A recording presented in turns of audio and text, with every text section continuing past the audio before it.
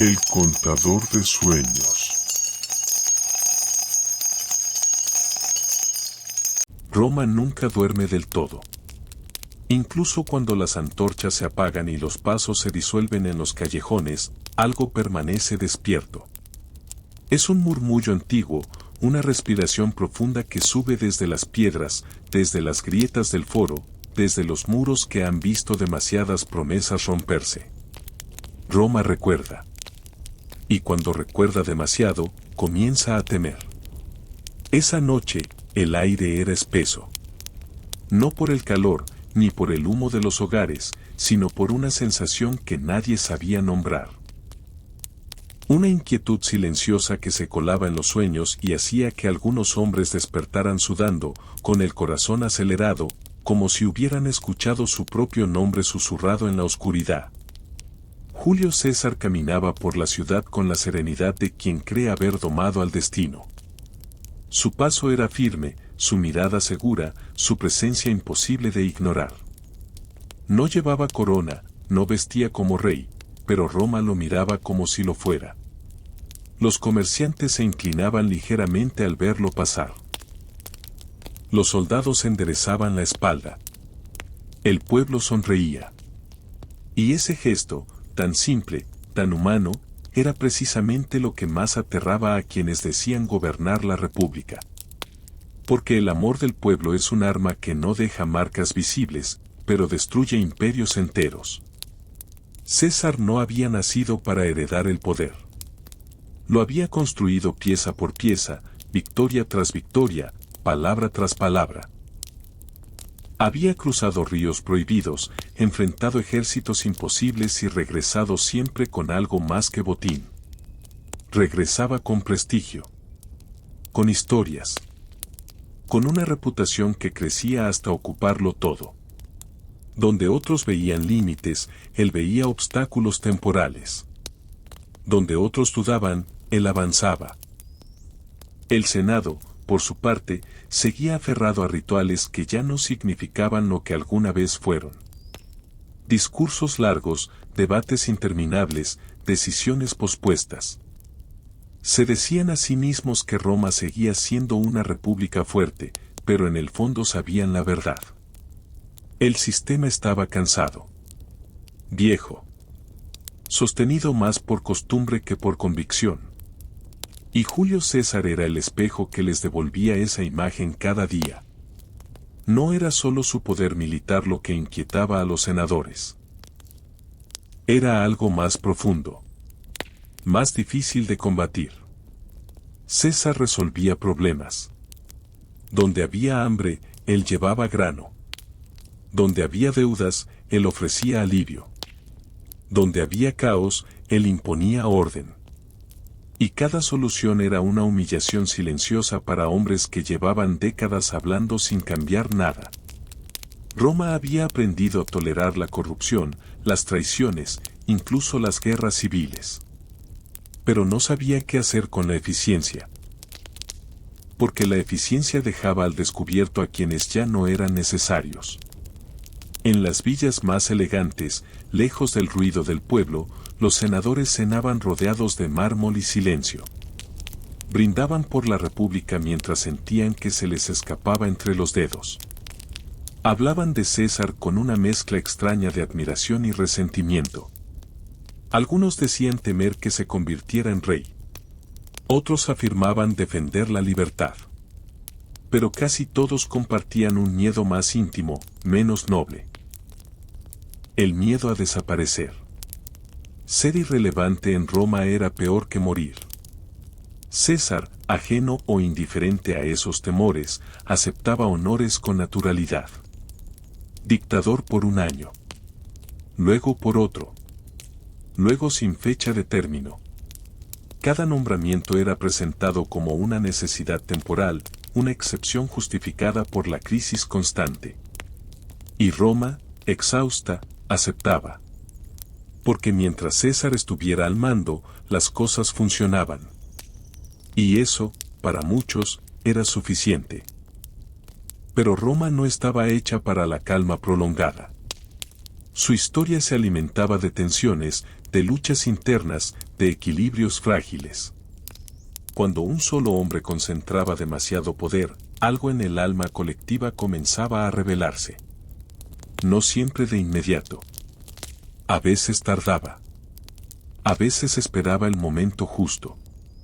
Los rumores empezaron a circular como serpientes silenciosas. Que César quería ser rey.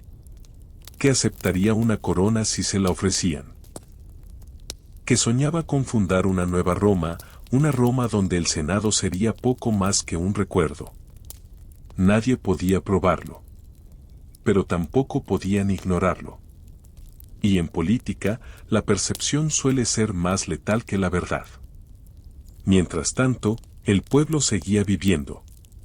Compraba pan, asistía a juegos, celebraba las fiestas. Para ellos, César era estabilidad. Era certeza. Era la sensación de que alguien, por fin, tenía el control. No pensaban en repúblicas ni en tradiciones antiguas. Pensaban en mañana. Y mañana, con César, parecía menos incierto. Ese contraste era insoportable para la élite. Porque significaba que Roma ya había empezado a elegir. Y no los había elegido a ellos.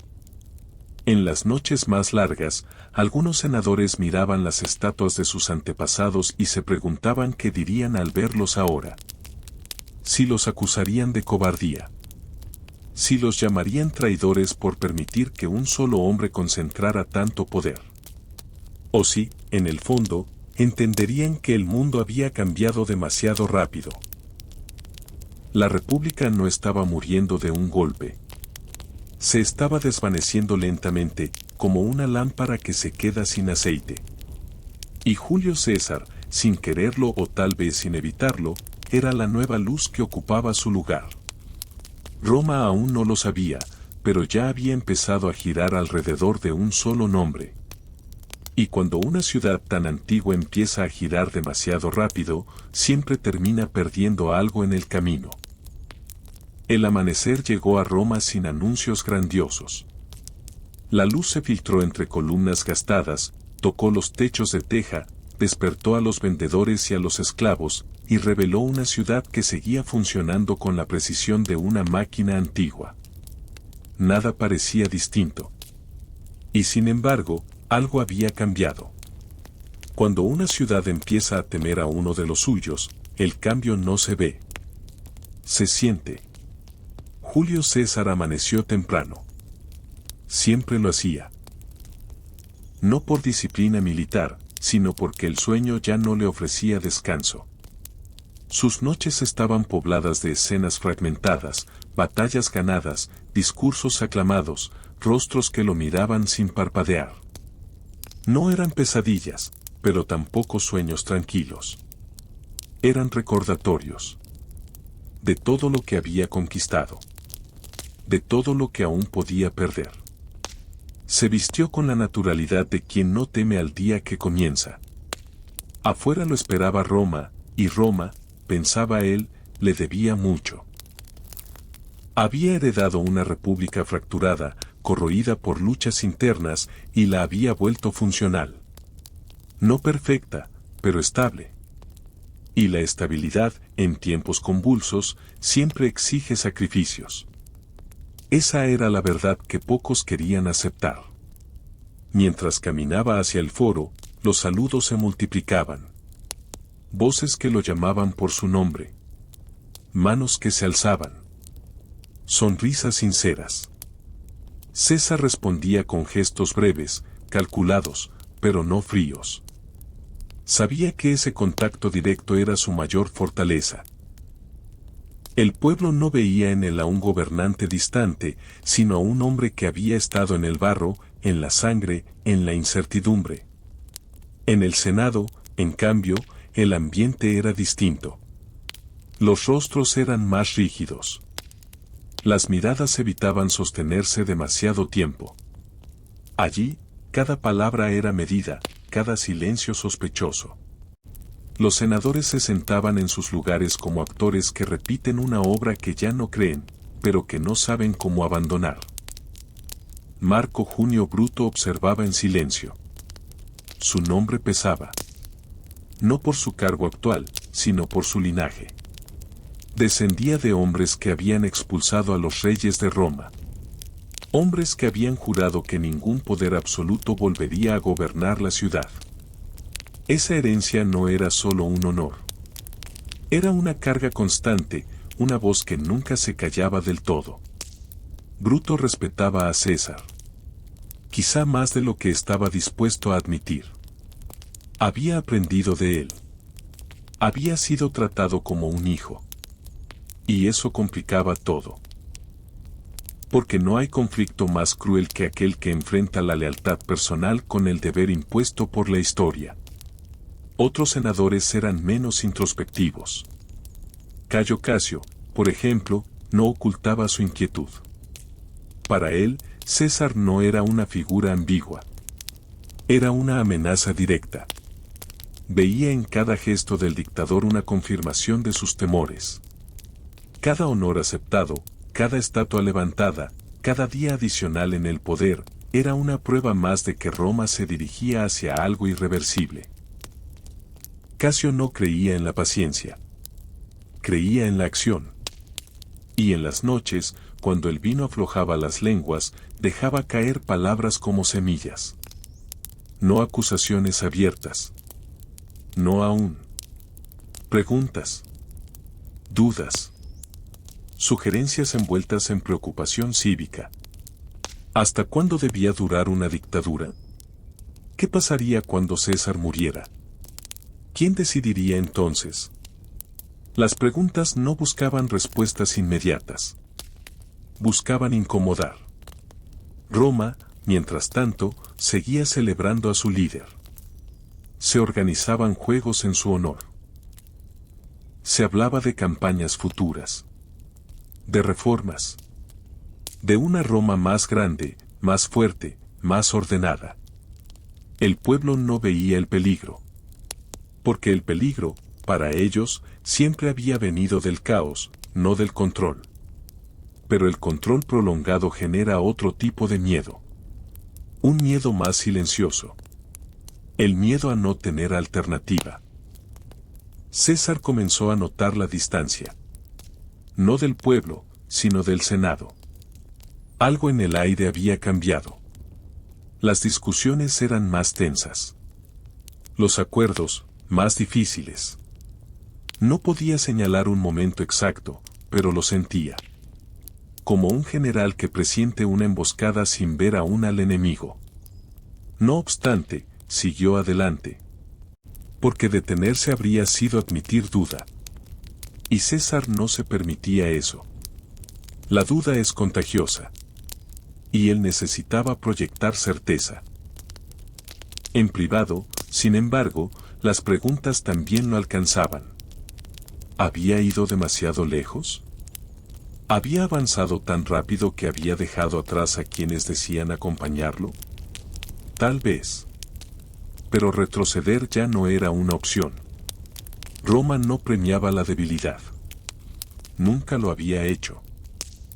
Mientras tanto, las conversaciones nocturnas se volvieron más concretas. Los nombres comenzaron a repetirse. Los miedos se transformaron en planes difusos.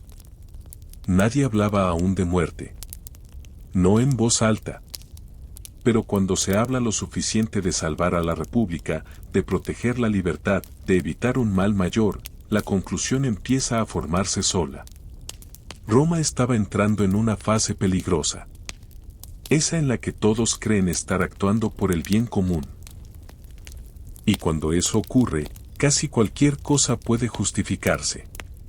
César, sin saberlo, ya no caminaba entre aliados y adversarios. Caminaba entre hombres que se estaban convenciendo de que el mundo sería mejor sin él. Y esa convicción, una vez sembrada, rara vez se detiene por sí sola. Las noches de Roma comenzaron a llenarse de encuentros discretos. No eran reuniones oficiales, ni banquetes públicos, sino conversaciones a media voz, miradas prolongadas y silencios que decían más que cualquier discurso. En esos espacios ambiguos, donde nadie dejaba constancia escrita de nada, la idea empezó a adquirir forma. Ya no era solo un temor compartido. Era una posibilidad concreta. Cayo Casio fue quien empujó esa posibilidad hacia adelante. No porque fuera el más noble, sino porque era el más impaciente. Casio veía el mundo dividido en amenazas y respuestas. Para él, Julio César había cruzado una frontera invisible, y permitirle seguir avanzando era una forma de traición a Roma. No hablaba de odio personal, aunque lo había. Hablaba de supervivencia política. De una república que, según él, se desangraba lentamente mientras el pueblo aplaudía. Casio buscó aliados con cuidado. Sabía que una conspiración abierta moriría antes de nacer. Lo que necesitaba era algo más sutil. Un consenso moral. Una sensación compartida de urgencia. Y para eso, necesitaba un nombre que diera legitimidad al acto que comenzaban a imaginar. Ese nombre era Bruto. Marco Junio Bruto se convirtió en el centro de todas las miradas, incluso cuando no estaba presente. Su ascendencia lo hacía indispensable. Si el descendiente de quienes expulsaron a los reyes participaba en la caída de César, el acto no sería visto como un crimen, sino como una corrección histórica. Al menos, eso se decían. Bruto resistía. Cada conversación lo dejaba más inquieto. No porque no viera el peligro en el poder concentrado de César, sino porque conocía al hombre detrás del título. Había visto su generosidad, su capacidad de escuchar, incluso su vulnerabilidad, rara vez mostrada. Matar a un tirano es una cosa. Matar a un mentor es otra muy distinta. Las dudas de Bruto no pasaron desapercibidas.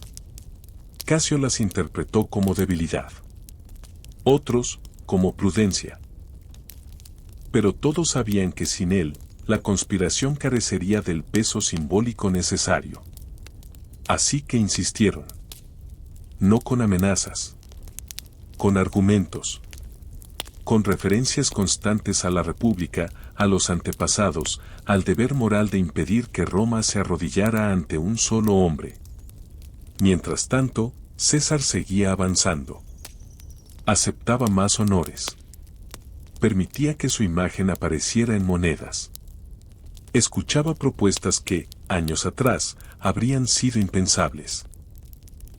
No porque se creyera inmortal, sino porque estaba convencido de que Roma necesitaba una dirección clara. Y él, sinceramente, creía ser el único capaz de dársela. Algunos intentaron advertirlo. Comentarios velados. Bromas incómodas. Señales que podían interpretarse de muchas maneras. César las desestimó. No por arrogancia, sino por experiencia.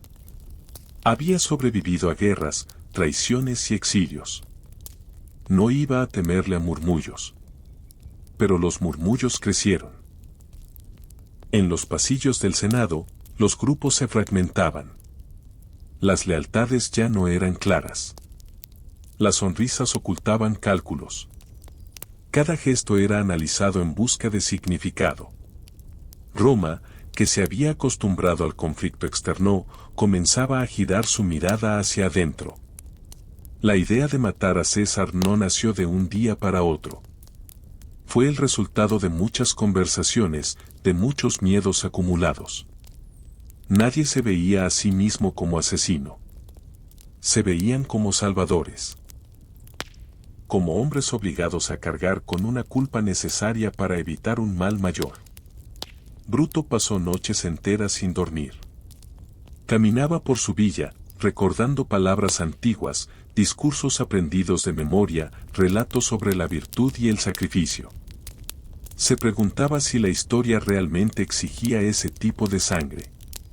O si, tal vez, estaban a punto de cometer un error irreversible. Casio, en cambio, dormía mejor que nunca. Para él, la claridad había llegado. sabía lo que había que hacer. Y cuando un hombre cree saberlo con tanta certeza, se vuelve peligroso.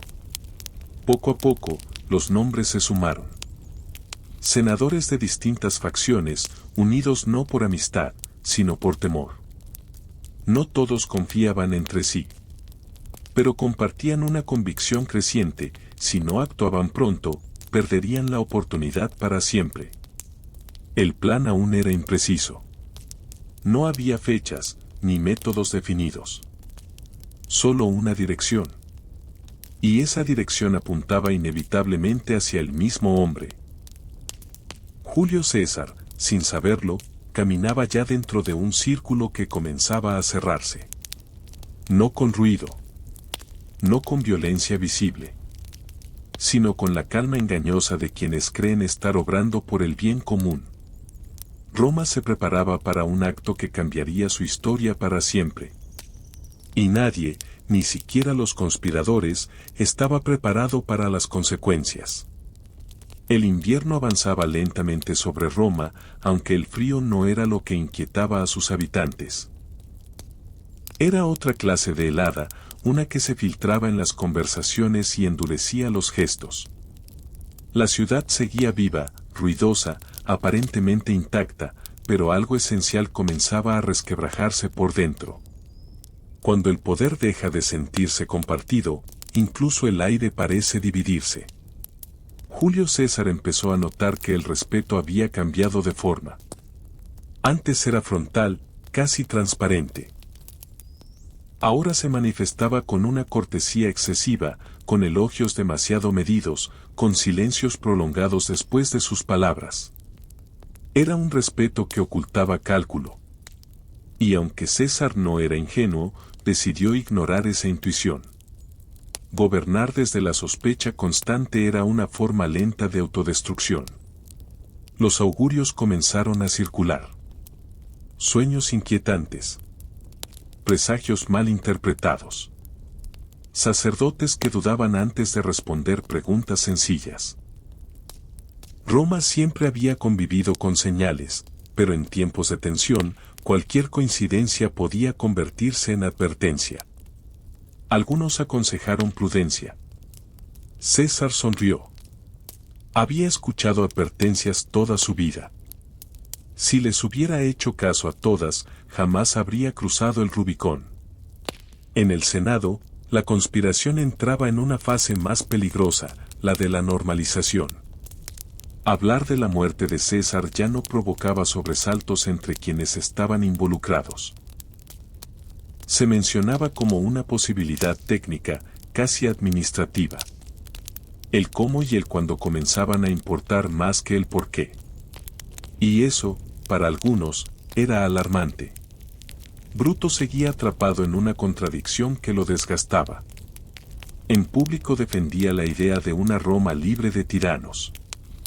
En privado recordaba gestos de César que no encajaban con la imagen de un déspota. Había visto su cansancio, su soledad. Había escuchado sus dudas, aunque nunca en voz alta. Esa ambigüedad lo torturaba. Casio presionaba con paciencia estratégica. Nunca lo confrontaba directamente. Sabía que Bruto necesitaba creer que la decisión era suya. Así que dejaba caer frases sueltas, referencias históricas, ejemplos de hombres que habían sido recordados como héroes por actuar en momentos críticos. La historia, insistía, no recordaba a los indecisos. Mientras tanto, otros conspiradores se sumaban, algunos con entusiasmo, otros con temor. No todos confiaban en el éxito del plan, pero todos coincidían en algo: César debía ser detenido antes de que el pueblo pidiera abiertamente que se convirtiera en rey. Ese sería el punto sin retorno. Y creían que ese momento estaba cerca. La fecha comenzó a perfilarse alrededor de un evento aparentemente rutinario, una sesión del Senado. Un lugar público, simbólico, cargado de significado.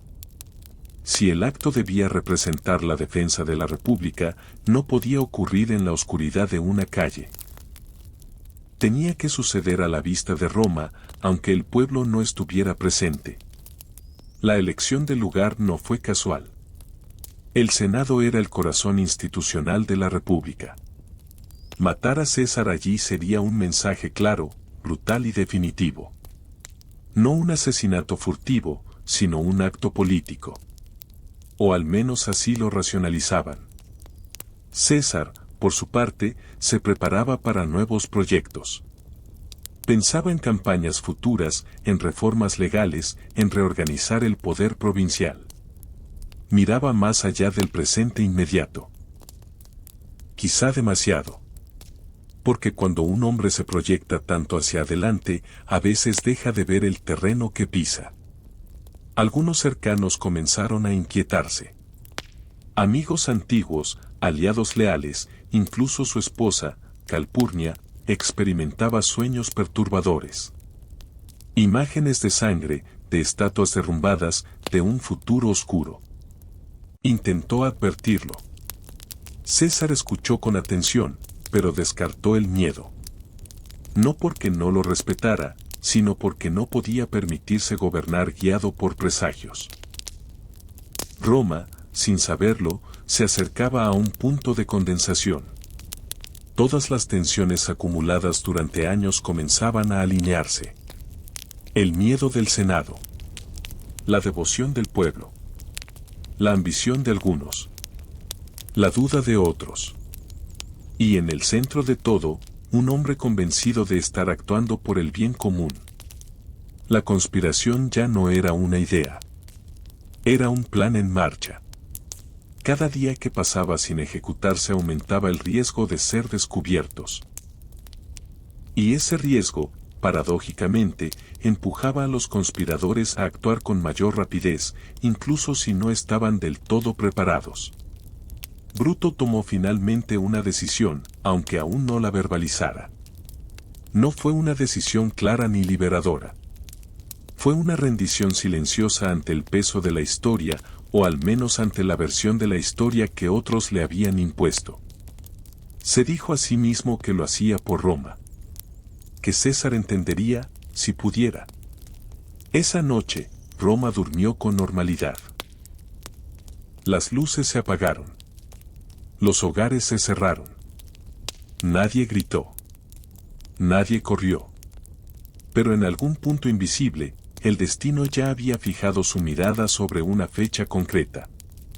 Y cuando eso ocurre, no hay plegaria, ni lealtad, ni poder suficiente para desviarlo. Los días previos al acto se deslizaron con una lentitud cruel. Cada amanecer parecía una prueba de nervios, cada atardecer un recordatorio de que ya no había vuelta atrás. Para los conspiradores, el tiempo dejó de ser una sucesión natural de horas y se transformó en una cuenta regresiva silenciosa. Todo podía derrumbarse con una palabra mal dicha, una mirada mal interpretada, un gesto fuera de lugar. Cayo Casio se movía con precisión casi mecánica. Repasaba mentalmente cada rostro, cada posible reacción, cada escenario alternativo. Sabía que no todos los involucrados eran iguales. Algunos estaban convencidos. Otros solo arrastrados por la corriente. Y unos cuantos, los más peligrosos, aún no comprendían del todo lo que estaban a punto de hacer. Casio desconfiaba especialmente de esos últimos. El miedo, cuando se impone de golpe, puede traicionar incluso los planes más calculados. Bruto, en cambio, parecía habitar otro mundo. Caminaba por Roma como un espectro, presente pero distante. Saludaba, respondía, participaba en conversaciones, pero su mente estaba siempre en otra parte. En su interior, la decisión que había tomado comenzaba a corroerlo. No sentía alivio. No sentía orgullo. Solo una pesada sensación de inevitabilidad, como si ya no fuera dueño de sus propios actos. Intentó convencerse de que César había cambiado. De que el poder lo había aislado, endurecido, vuelto peligroso. Pero esos argumentos se desmoronaban cuando recordaba conversaciones privadas, risas compartidas, gestos de confianza. La mente humana es experta en justificar lo que el corazón rechaza. Y Bruto estaba aprendiendo esa lección de la manera más dolorosa. Julio César, ajeno a la mayoría de estas tensiones, seguía adelante con su agenda. Recibía embajadores, firmaba decretos, escuchaba informes.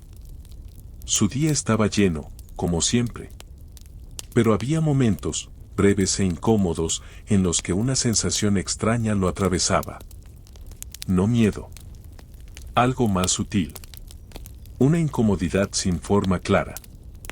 Como si el suelo bajo sus pies no fuera tan sólido como antes. Algunos intentaron advertirlo de manera directa. Un esclavo que hablaba más de lo debido. Un senador que evitaba su mirada. Un comentario aparentemente trivial que escondía urgencia. César los escuchaba, asentía y seguía adelante. Había aprendido que un líder no puede permitirse reaccionar a cada señal. De hacerlo, se paralizaría. Calpurnia, sin embargo, no pudo callar. Sus sueños se volvieron más intensos, más claros, más perturbadores. Vio a César herido, sangrando, rodeado de figuras que no distinguía del todo. Lo suplicó que no fuera al Senado ese día. Que se quedara. Que pospusiera la sesión. Por primera vez en mucho tiempo, César dudó. La duda duró poco. Un hombre que ha construido su vida desafiando el peligro rara vez se detiene ante una premonición. Además, ausentarse habría sido interpretado como debilidad. Y César no podía permitirse eso, no ahora, no cuando su autoridad dependía tanto de la percepción de firmeza. En otro punto de la ciudad, los conspiradores se reunían por última vez antes del día señalado. Ajustaron detalles. Confirmaron lealtades. Se dijeron a sí mismos que todo estaba bajo control. Pero nadie podía ignorar el temblor en las manos, la tensión en los rostros, el silencio que seguía a cada frase importante. Hablaron de Roma. De la República.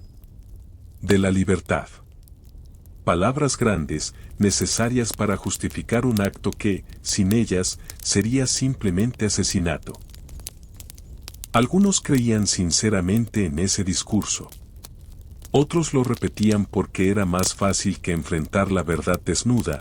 Estaban a punto de matar a uno de los hombres más poderosos y queridos de su tiempo. Bruto permaneció callado durante gran parte de la reunión. Cuando habló, lo hizo con voz firme, aunque por dentro todo se desmoronaba. Dijo que no debían actuar por odio ni por ambición, sino por deber. Que el acto debía ser limpio, sin crueldad innecesaria. Que César debía morir rápido. Esa precisión moral tranquilizó a algunos. A otros los inquietó aún más. La noche previa al día decisivo fue larga. Roma parecía contener la respiración. Los perros ladraban sin motivo aparente. El viento recorría las calles como un mensajero invisible. En muchas casas, hombres que al día siguiente serían asesinos intentaron dormir sin éxito, repasando una y otra vez el momento que se acercaba. Julio César durmió poco. Se levantó antes del amanecer y observó la ciudad desde la ventana. Pensó en su vida. En lo lejos que había llegado. En todo lo que aún quería hacer. No sabía que ese sería uno de sus últimos amaneceres, pero algo en su expresión delataba una gravedad inusual. Cuando el sol comenzó a elevarse sobre Roma, nadie podía detener ya lo que estaba en marcha.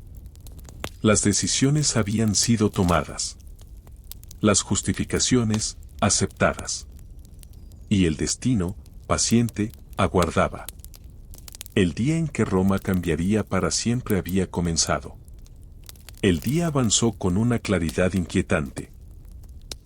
No hubo tormentas, ni cielos oscuros, ni señales evidentes de tragedia.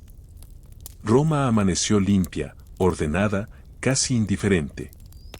Esa indiferencia fue, quizá, lo más perturbador. Porque cuando la historia está a punto de torcerse, rara vez lo anuncia con estruendo. A veces simplemente continúa, como si nada fuera a romperse. Julio César salió de su casa acompañado por un pequeño séquito. Vestía con sobriedad, aunque su figura imponía por sí sola. Algunos lo saludaron con entusiasmo. Otros desviaron la mirada. Él no se detuvo a interpretar esos gestos.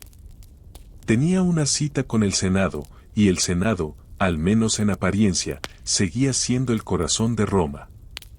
Mientras avanzaba, los conspiradores ya estaban en movimiento.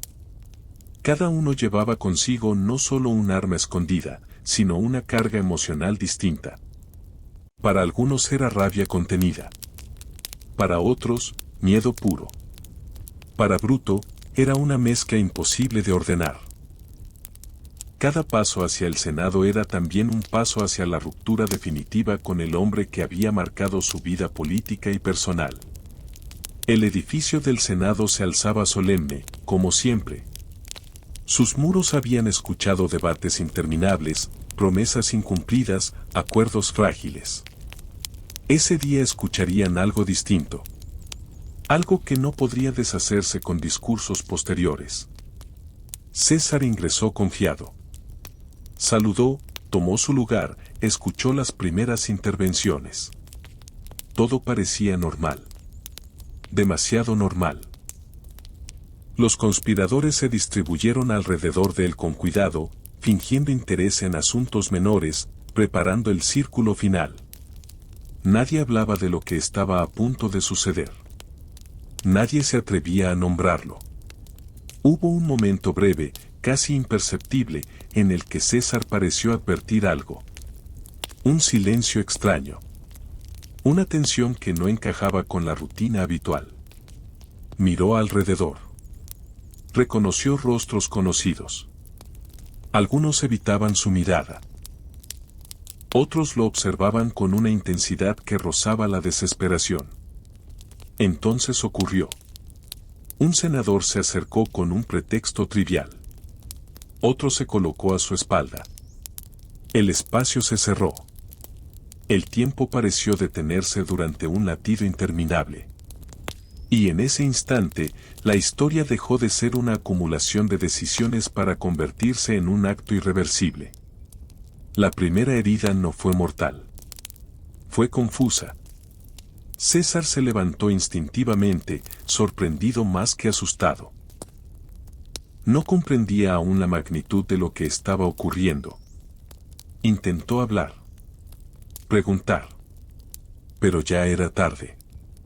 Las dagas aparecieron como una coreografía ensayada en secreto. Un movimiento colectivo, torpe y desesperado. El ataque no fue limpio. No fue rápido. Fue caótico. Cada conspirador actuó desde su propia emoción, sin coordinación real. Algunos fallaron. Otros hirieron sin matar. La sangre comenzó a manchar el suelo del Senado, mezclándose con el polvo y los ecos de voces alteradas. César intentó defenderse. No como un dictador, ni como un símbolo, sino como un hombre sorprendido por la traición. Buscó un rostro amigo entre los atacantes. Y entonces lo vio. Bruto. Ese instante fue distinto a todos los demás. No hubo gritos. No hubo furia. Solo una comprensión profunda, devastadora. La traición final no fue la daga, sino el reconocimiento. El hombre en quien había confiado estaba allí, participando del acto que le arrebataba la vida. César dejó de resistirse. No porque no pudiera seguir luchando, sino porque algo dentro de él se quebró. La historia lo recordaría por muchas cosas, pero ese momento, íntimo y silencioso, fue el verdadero final.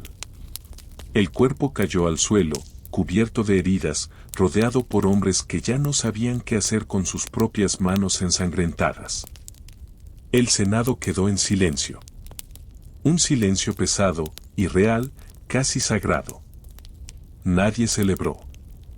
Nadie gritó victoria. La muerte de César no trajo alivio inmediato.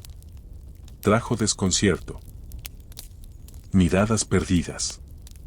Respiraciones agitadas. La certeza de que habían cruzado un límite del que no se regresa. Bruto permaneció inmóvil. La daga aún en su mano, el rostro pálido.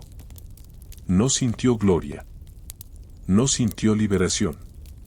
Solo un vacío inmenso. Había cumplido con lo que creía su deber. Y sin embargo, algo estaba profundamente mal. Afuera, Roma seguía viva. El pueblo no sabía aún lo que había ocurrido. Los mercados funcionaban.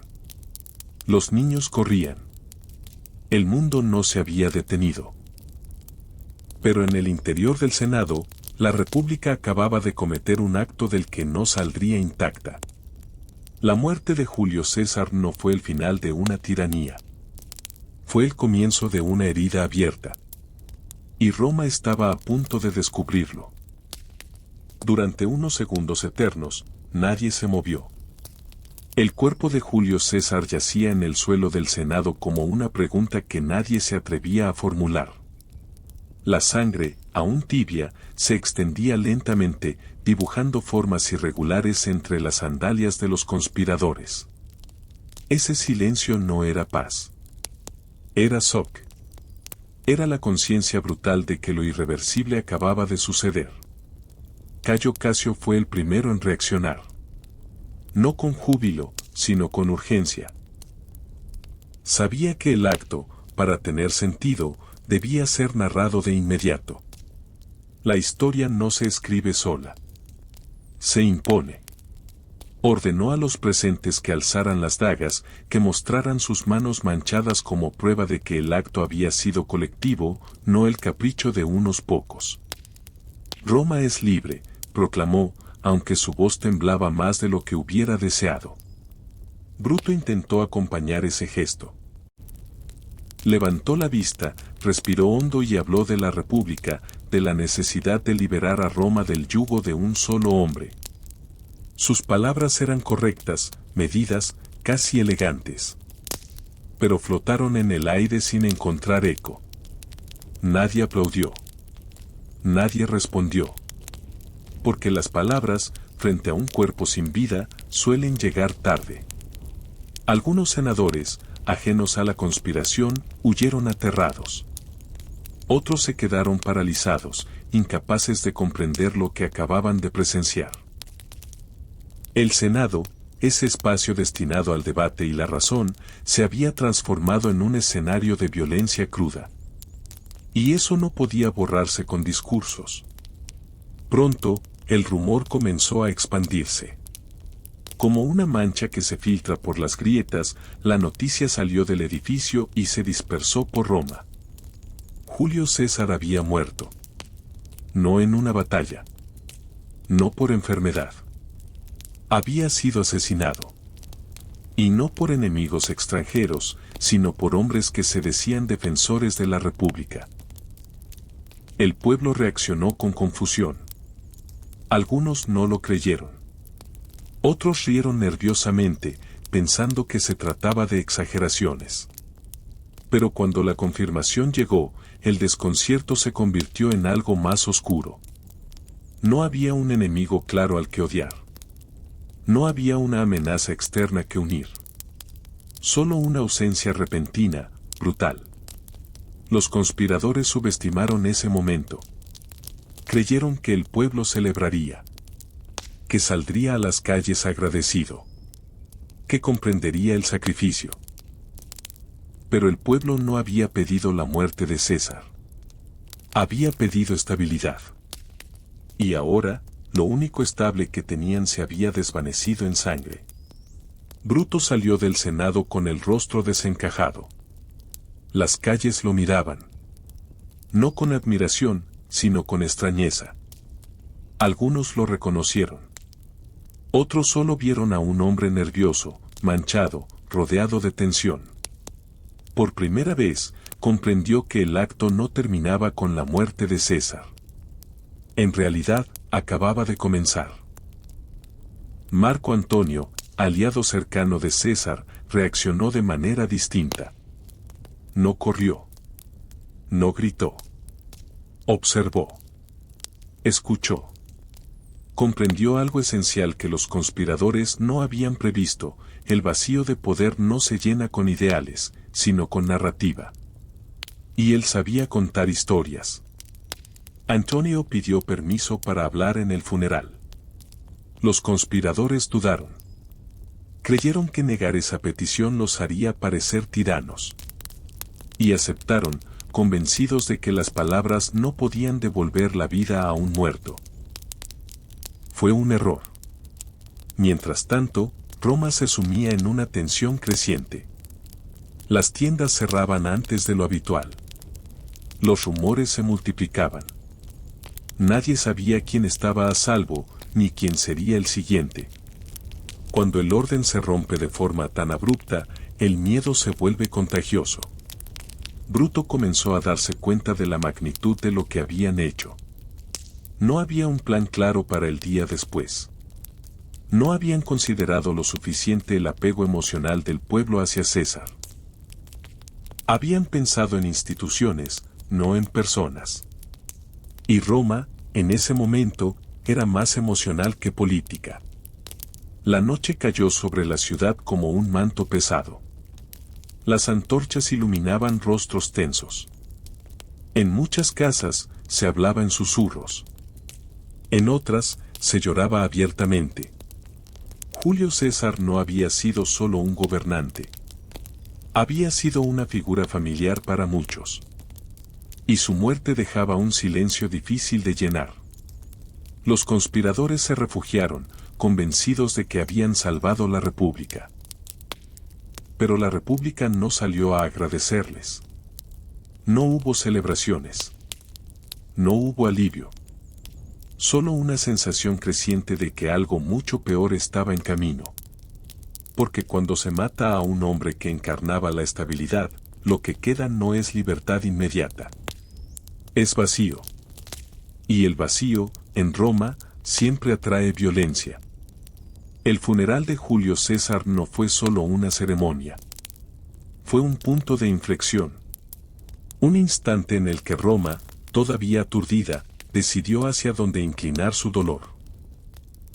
El cuerpo fue expuesto ante el pueblo, cubierto con una toga ensangrentada que hablaba más fuerte que cualquier discurso previo.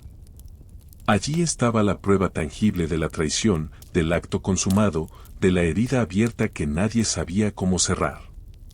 Marco Antonio esperó. No se apresuró. Observó los rostros de la multitud, el temblor contenido, la rabia que aún no encontraba dirección. Sabía que ese era el momento más delicado. Las palabras equivocadas podían incendiar la ciudad sin control.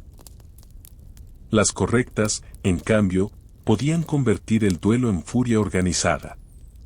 Cuando comenzó a hablar, su voz no fue grandilocuente. Fue cercana. Humana.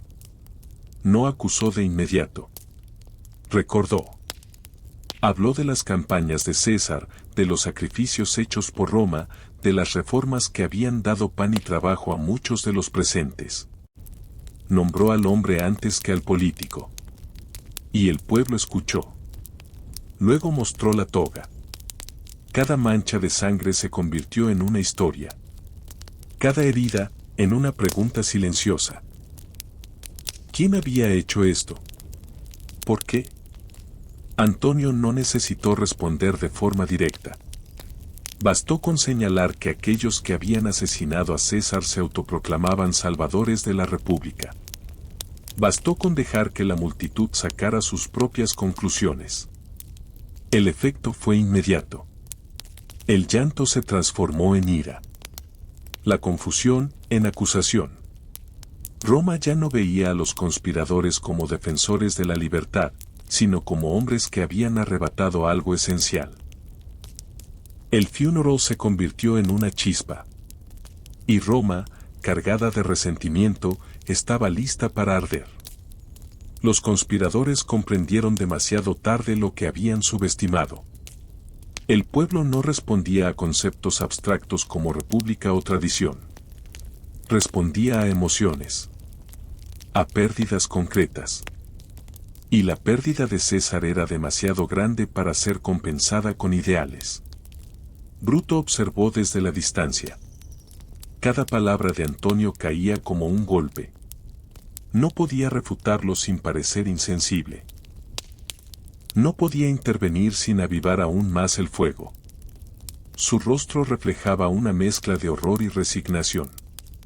La historia, esa historia que había intentado honrar, comenzaba a volverse contra él. Las calles estallaron en violencia. Casas de conspiradores fueron atacadas. Estatuas derribadas. El orden se desmoronó en cuestión de horas. Roma, que había soportado guerras y hambrunas, ahora se enfrentaba a sí misma. Y no había enemigo externo al que culpar. Casio comprendió entonces que habían perdido el control del relato. Y sin control del relato, no hay poder duradero. Intentó reagrupar fuerzas, emitir proclamaciones, apelar a la razón. Fue inútil. La razón no camina bien entre multitudes enfurecidas. Marco Antonio no actuaba solo. Detrás de él, Octavio, joven y aparentemente insignificante, observaba con atención. Aprendía. Entendía que el futuro de Roma no se decidiría solo con espadas, sino con símbolos, emociones y paciencia estratégica. El vacío dejado por César comenzaba a llenarse, no con libertad, sino con nuevas ambiciones. Bruto y los suyos huyeron de la ciudad. Roma ya no era segura para ellos. Aquellos que habían creído salvarla ahora eran vistos como traidores. La ironía era cruel, pero clara. La república que intentaron proteger se deshacía ante sus ojos. En el silencio de la huida, Bruto reflexionó por primera vez sin justificaciones. Comprendió que la muerte de César no había detenido el curso de la historia. Lo había acelerado. Había quitado una figura central, pero no había eliminado el deseo de poder. Solo había cambiado de manos. Roma, herida y enfurecida, avanzaba hacia una nueva etapa. Más violenta. Más incierta. El asesinato que debía ser un final se revelaba como un comienzo. Y el nombre de Julio César, lejos de desaparecer, se volvía inmortal. La huida de los conspiradores no trajo paz. Solo extendió el conflicto más allá de los muros de Roma. Bruto y Casio se desplazaron de ciudad en ciudad, intentando reunir apoyos, levantar ejércitos, convencer a otros de que su causa seguía siendo justa. Pero cada paso estaba marcado por una verdad incómoda, ya no controlaban nada. El mundo que habían ayudado a crear se movía sin pedirles permiso. Roma, mientras tanto, se transformaba rápidamente. El vacío dejado por César no permaneció vacío por mucho tiempo. Marco Antonio ocupó el centro del escenario con habilidad calculada. No se presentó como dictador ni como salvador. Se presentó como heredero emocional. Como el hombre que entendía el dolor del pueblo y prometía honrar la memoria del caído. Esa promesa fue suficiente para ganar tiempo. Y en política, el tiempo es poder. Octavio observaba en silencio. Joven, casi frágil en apariencia, nadie lo veía como una amenaza real. Y eso era su mayor ventaja. Había aprendido de César sin necesidad de haber luchado a su lado. Había aprendido observando. Entendía que la fuerza bruta abre caminos, pero que la permanencia se construye con paciencia, alianzas y una narrativa clara. Los ideales republicanos comenzaron a sonar huecos. No porque fueran falsos, sino porque llegaban tarde. La gente estaba cansada. Quería orden. Quería seguridad. Quería saber quién mandaba. Y si ese mando venía acompañado de pan y estabilidad, pocos se detendrían a cuestionar el precio. Bruto sintió el peso de esa realidad con crudeza. En las noches, lejos de Roma, recordaba el instante en que César lo vio. Ese momento silencioso, sin palabras, seguía persiguiéndolo. No era culpa lo que sentía exactamente.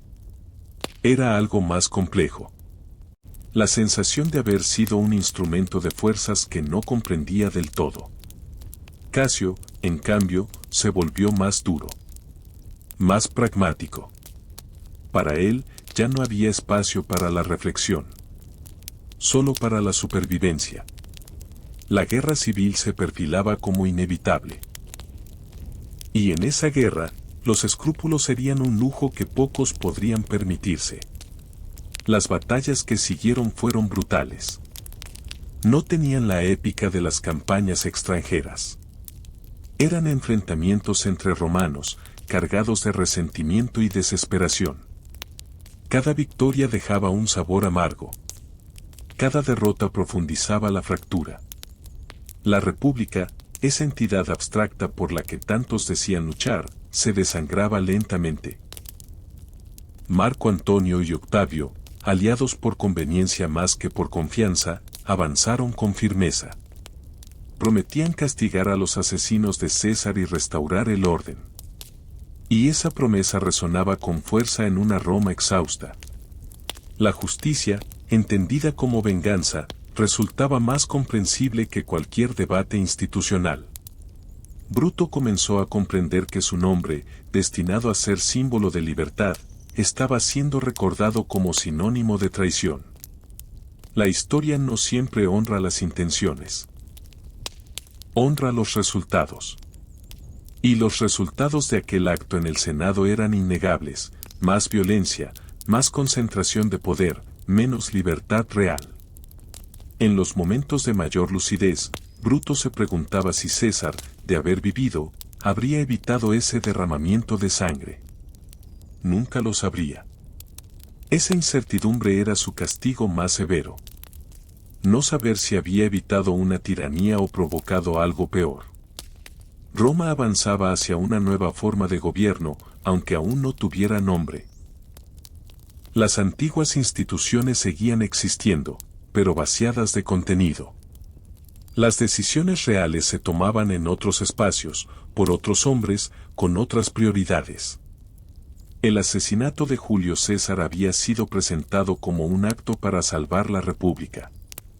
Pero la República, debilitada y fragmentada, ya no podía salvarse a sí misma.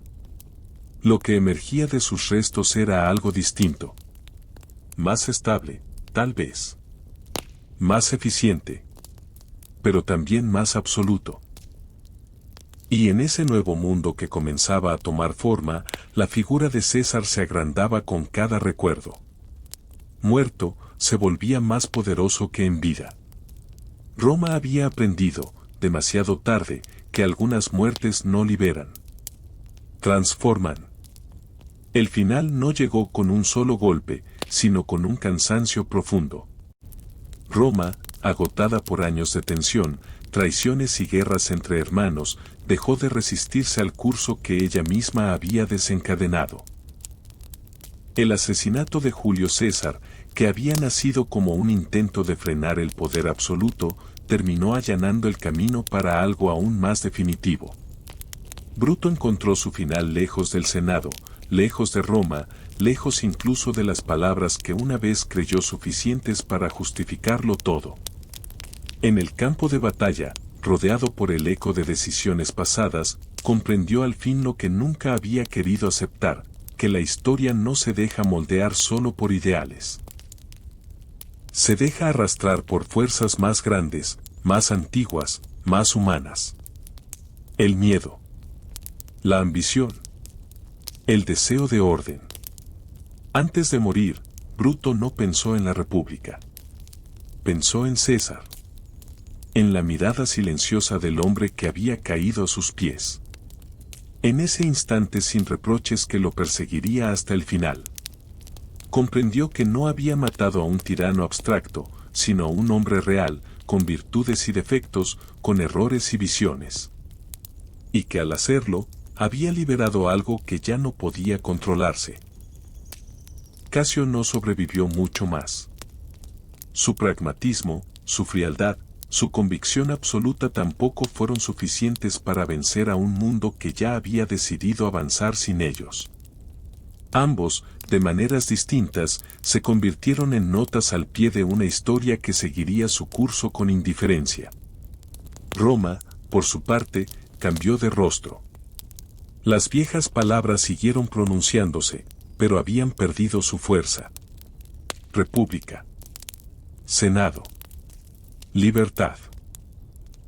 Permanecían como ecos de un pasado venerado, pero ya no determinaban el presente. El poder se reorganizó alrededor de figuras nuevas, herederas no solo de César, sino de su lección más profunda, que Roma necesitaba un centro claro, incluso si ese centro tenía nombre propio. Octavio emergió con paciencia implacable. No necesitó proclamarse rey. Aprendió de la caída de César. Aprendió que el poder más duradero es aquel que no parece imponerse, sino ofrecerse como solución. Cuando finalmente se convirtió en Augusto, Roma aceptó. No con entusiasmo desbordado, sino con alivio. El alivio de quien ha sobrevivido al caos y prefiere la certeza, aunque venga acompañada de límites invisibles. Y así, la muerte de Julio César encontró su verdadero significado. No fue el final de una tiranía inexistente, ni el triunfo de una libertad idealizada. Fue el punto exacto en el que Roma dejó de fingir que podía gobernarse como antes. Fue el sacrificio que permitió el nacimiento de un imperio.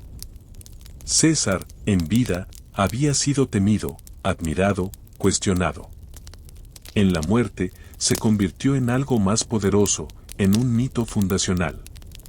Su nombre fue invocado para justificar guerras, reformas, conquistas. Su ausencia se transformó en presencia constante. Porque los hombres mueren, pero las ideas que encarnan rara vez lo hacen. Roma siguió adelante. Construyó caminos, levantó ciudades, extendió sus fronteras. Pero bajo cada victoria, bajo cada discurso sobre orden y grandeza, permanecía una sombra silenciosa. La sombra de un día en el que un grupo de hombres creyó que podía salvar el futuro clavando dagas en el presente. La historia recordó sus nombres. Pero no como ellos esperaban. Recordó a Julio César como el hombre cuya muerte cambió el mundo. Y recordó a sus asesinos como el recordatorio eterno de una verdad incómoda. Cuando se mata al poder sin comprenderlo del todo, lo único que se logra es transformarlo. Roma nunca volvió a ser la misma. Y quizá, desde aquel día, tampoco el mundo.